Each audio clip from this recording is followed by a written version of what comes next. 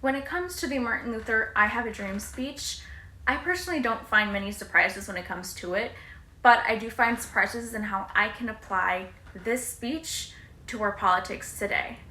And for example, he talks about a lot of injustice served to those who are victims of things such as police brutality and how that hasn't stopped and not much will continue to change in the way that we serve our community until things like that have changed. How it's kind of like a ripple effect there. And we still see that today. We still see the effects of police brutality and people not getting served the justice that they deserve based off of what happened to them. We still see that today. And I think that that really brings you a connection to how life was back then, because you see all those issues that happened then and how it still happens today. It brings you back to reality to see how far things have gone and how far they haven't gone.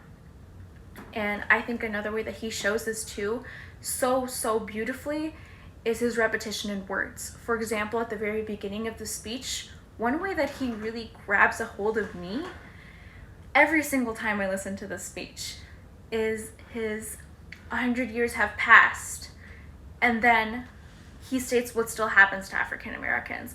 100 years have passed and this still happens. 100 years have passed and they still face this. You know, he's talking about how long since slavery has been done with and how things are still affected.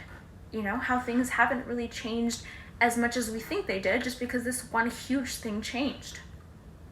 Another way that he shows this is with metaphors. For example, he talks about African Americans receiving compensation in a check.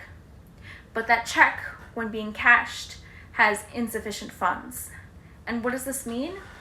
Well, he tells us later on that this check comes from the Bank of Justice. And although it has insufficient funds, the Bank of Justice is not bankrupt. And what he's really saying here, he's not talking about money.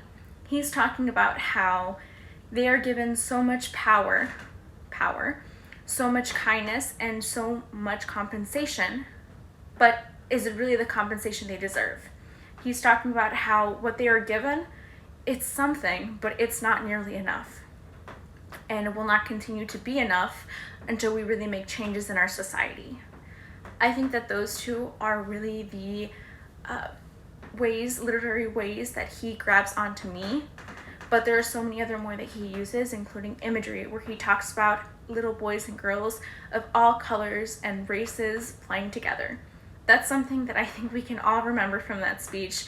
Even I, from when I was a child, would remember that from that speech. I remembered him talking about little boys and girls of all colors playing together. You know, he talks about how he envisions a society with less racism or with no racism. And that is imagery.